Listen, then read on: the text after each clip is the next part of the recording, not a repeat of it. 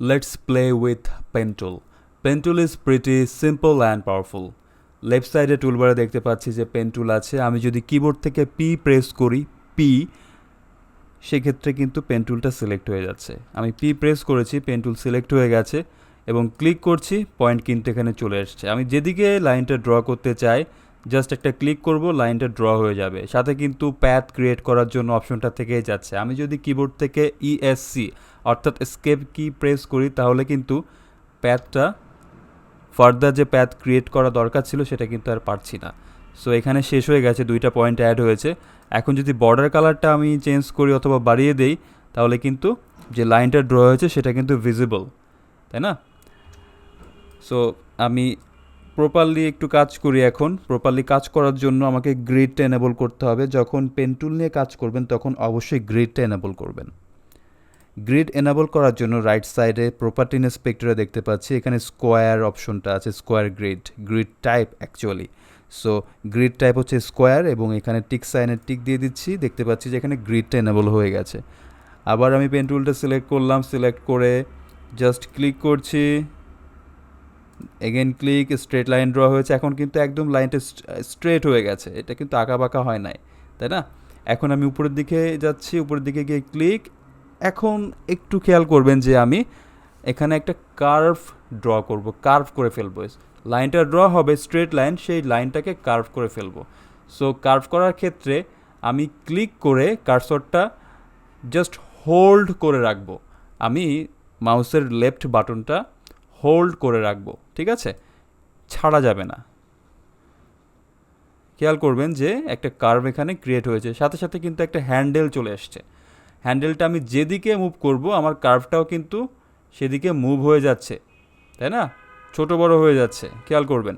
আমি চাচ্ছি যে লেফট সাইডে যেমন একটা স্ট্রেট লাইন ড্র হয়েছে ঠিক তেমন একটা লাইন এখানে ড্র করার জন্য, কিন্তু লাইন তো ড্র হচ্ছে না। লাইন তো ড্র করতে হলে আমাকে একটু টেকনিক্যালি হ্যান্ডেল করতে হবে ব্যাপারটা। দেখতে পাচ্ছি যে কার্ভ হয়ে যাচ্ছে, তাই না? এখন এখানে যে হ্যান্ডেল বারটা দেখতে পাচ্ছেন, হ্যান্ডেল বারের এই পয়েন্টে আমি যেখানে কার্সরটা রেখেছি, কার্সরটা রেখে অল্টার প্রেস করে হ্যান্ডেলটাকে স্ট্রেট করতে হবে। স্ট্রেট করে আমি আবার আগের মতো লাইন ড্র করতে পারবো, স্ট্রেট লাইন ড্র করতে পারবো, ঠিক আছে? সো এগেন আমি এখানে ক্লিক করলাম, ক্লিক হিয়ার, কার্ভ হচ্ছে, then click here and just click here. Actually one kind of একটা নৌকার মতো শেপ হয়েছে, ড্রাফট টাইপের একটা ডিজাইন করে ফেললাম। এখন যদি এটাকে আমি ফিল কালার দিয়ে দেই বা বর্ডার কালার দিয়ে দেই সেক্ষেত্রে কিন্তু একটু দেখতে ভালো লাগবে। সো এই যে শেপটা ক্রিয়েট করলাম, কত ইজিলি শেপটা ক্রিয়েট করতে পেরেছি পেন টুল দিয়ে। এই শেপটা কিন্তু অন্যান্য যে টুলগুলো আছে বা অন্যান্য ফিচারগুলো আছে সেগুলো দিয়ে ক্রিয়েট করতে হলে আমাকে ম্যানুয়ালি অনেক চিন্তাভাবনা করে ক্রিয়েট করতে হয়। সো পেন টুল থাকলে ফ্রি হ্যান্ডে কাজ করা যাচ্ছে, তাই না? এখানে আমি ড্রাফট একটা ডিজাইন করেছি, আপনারা চাইলে খুব ক্রিয়েটিভ কাজ করতে পারবেন।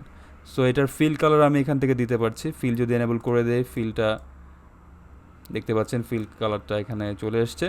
এখন ফ্যাক্ট হচ্ছে যে আমি চাই যে কোনো একটা জায়গায় অ্যাঙ্কর পয়েন্ট অ্যাড করতে। অ্যাঙ্কর পয়েন্ট অ্যাড করার জন্য কী করতে হবে? অ্যাঙ্কর পয়েন্ট অ্যাড করার জন্য সিম্পলি আপনি প্যাথের উপরে জাস্ট ক্লিক করবেন, দেখবেন যে পয়েন্ট অ্যাড হয়ে যাবে। আমি যদি জুম করি তাহলে দেখতে পাচ্ছেন যে এখানে কিন্তু পয়েন্ট অ্যাড হয়ে গেছে। পয়েন্ট অ্যাড হয়ে যাওয়ার পরে যদি আমি এটাকে মুভ করতে চাই আমি কিন্তু মুভ করতে পারছি। যদি ডাবল ক্লিক করি তাহলে কিন্তু যে হ্যান্ডেল বারটা ছিল সেটা চলে যাচ্ছে, সেটা কিন্তু আর এখানে থাকছে না, তাই না? Quite simple. যদি আমি আবার ডাবল ক্লিক করি তাহলে আমি দেখতে পাচ্ছি যে এখানে হ্যান্ডেল বারটা চলে এসছে এবং কতটুকু আমি এটাকে কার্ভ করব বা মুভ করব আমি হ্যান্ডেল বারটা ধরে কাজটা করে ফেলতে পারছি। এখন দেখব একটি এক্সিস্টিং শেপের উপরে, যে কোনো একটা ভেক্টরের উপরে আমরা কীভাবে অ্যাঙ্কর পয়েন্ট অ্যাড করে কাজ করতে পারি। তার জন্য আমি একটা এখান থেকে আর্টবোর্ড নিয়ে নিচ্ছি এবং গ্রিড যেটা আছে গ্রিডটা এনেবল থাকবে এবং সাইজটা বাড়িয়ে দিচ্ছি, 32 করে দিয়েছি। যদি আর্টবোর্ডের কালারটা চেঞ্জ করি, ফিল কালারটা চেঞ্জ করে একটু ডার্ক করে দিলাম এবং আমি একটা শেপ নিচ্ছি, রেক্ট্যাঙ্গেল নিয়ে নিচ্ছি। এখানে রেক্ট্যাঙ্গেলটা ড্র করার পর রেক্ট্যাঙ্গেলের যা রেক্ট্যাঙ্গেলের কালারটা আমি চেঞ্জ করে দিচ্ছি, বর্ডার কালার চেঞ্জ করে সামথিং লাইক দিস। এখন খেয়াল করবেন যে আমি যদি কোনো এক্সিস্টিং শেপের উপরে কাজ করতে চাই, অ্যাঙ্কর পয়েন্ট অ্যাড করতে চাই, তাহলে কিন্তু আমি সিম্পলি ডাবল ক্লিক করে, খেয়াল করবেন পেন টুলটা কিন্তু এখানে এনেবল দেখাচ্ছে। সো এখানে ক্লিক করে যদি আমি ড্র্যাগ করে নিয়ে আসি, তাহলে কিন্তু আমার অ্যাঙ্কর পয়েন্ট যেটা ক্রিয়েট হচ্ছে সেটা কিন্তু এখানে কাজ করছে। এবং আমি যেখানে ক্লিক করব, আমি যদি এটাকে উপরের দিকে উঠিয়ে দিই, প্রিটি সিম্পল কাজ করছে। যদি এটাকে আমি একটু নিচে নামিয়ে নিয়ে আসি, কাজ করছে। এখন খেয়াল করবেন যে পয়েন্টগুলো অ্যাড করেছি, পয়েন্টগুলোতে যদি আমি ডাবল ক্লিক করি, তাহলে কিন্তু কার্ভ ড্র হয়ে যাবে। এবং আগে যেমন আমরা দেখেছি যে হ্যান্ডেল বার চলে এসেছিলো, ঠিক হ্যান্ডেল বারটা এখানে চলে এসছে, হ্যান্ডেল বার চলে এসছে, প্রিটি সিম্পল, এখানে হ্যান্ডেল বারটা চলে এসছে। যদি আমি বর্ডার কালারটা একটু বাড়িয়ে দিই, it will look good. Okay,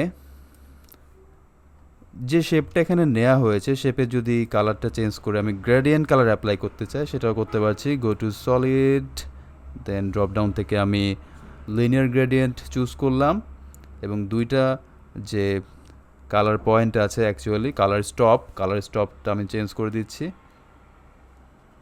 something like this. এবং আর একটা প্রান্তে গিয়ে আমি কালার চেঞ্জ করে একটু হোয়াইট টাইপের করে দিচ্ছি। এখন যদি আমি বাইরে ক্লিক করি, খেয়াল করবেন যে বাইরের যে অংশটা ছিল সেটা কিন্তু চলে গেছে, বাইরের অংশটা থাকছে না এখানে। এবং গ্রিডটা যদি আমি হাইড করে ফেলি, তাহলে দেখতে পাচ্ছি নাইস একটা শেপ এখানে চলে এসছে, প্রিটি নাইস। যদি এই শেপটাকে আমরা আবার ফ্লিপ করে ফেলি, ফর এক্সাম্পল এটাকে কপি করব, কন্ট্রোল সি দিয়ে এবং কন্ট্রোল ভি দিলাম, অর্থাৎ পেস্ট ইন প্লেস হয়ে গেল। এরপর রাইট সাইডে খেয়াল করবেন, প্রপার্টি ইন্সপেক্টরের দিকে যদি একটু খেয়াল করি, দেখতে পাচ্ছি এখানে ফ্লিপ অপশনটা আছে, ফ্লিপ হরাইজন্টাল। যদি ফ্লিপ করে ফেলি, তাহলে কিন্তু ফ্লিপ হয়ে যাচ্ছে। এবং যদি এটাকে আমি একটু স্কেলিং করে যদি কালারটা চেঞ্জ করে ফেলি, বর্ডার কালারটা, তাহলে এটা আইডেন্টিক্যাল হয়ে যাবে। সো পেন টুল দিয়ে আমরা বেশ ইন্টারেস্টিং শেপ ক্রিয়েট করতে পারি, বা এক্সিস্টিং শেপের উপরে কিন্তু আরও মডিফিকেশান করতে পারি। That's all for the time being. Thank you very much.